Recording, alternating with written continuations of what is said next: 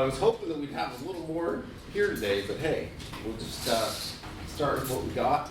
Thanks, guys, for coming. Hopefully, you guys find this a productive day. This is kind of our first, you guys saw the email I sent out. That's just the first of a series of 4 lectures that we're just going to hold every quarter on digital dentistry.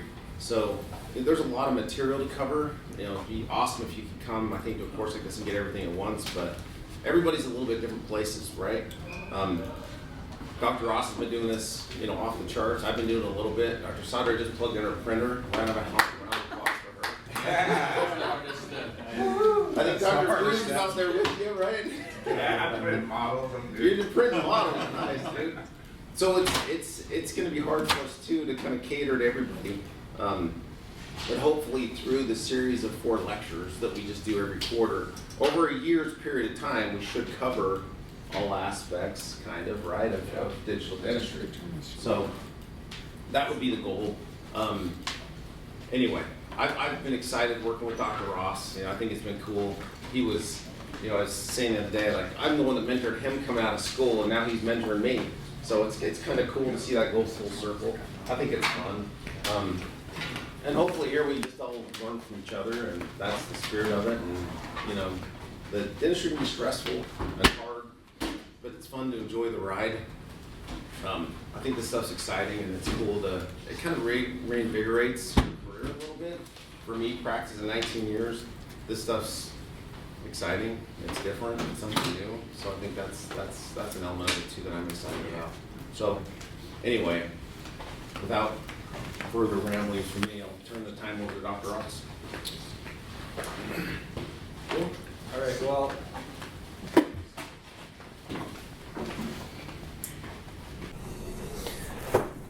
sweet. So thanks, guys, for coming.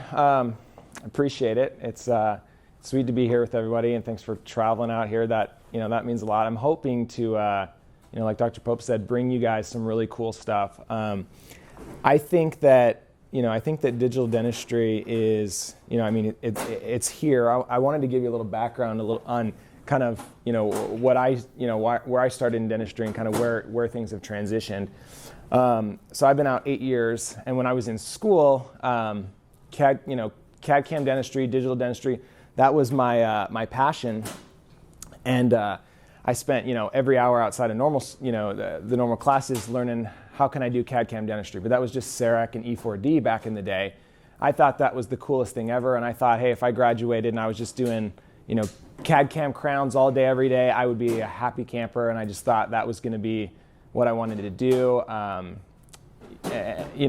Graduated and realized that it wasn't all it was cut out to be at the time.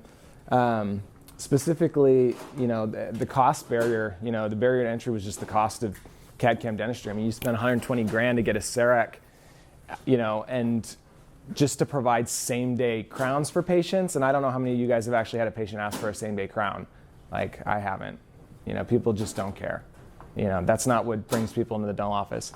I thought if every prep I did was high and dry above the margins and I could bond it and, little Emax onlays, and that was the type of dentistry I could do, I thought that would be cool. And that's not really real-world dentistry. It's, I realized that people coming in with broken teeth, and, I realized that, hey, I gotta focus on stuff other than just CAD/CAM dentistry. And talk about the depreciation of technology. You spend $120,000 on a CAD/CAM system, and it's worth.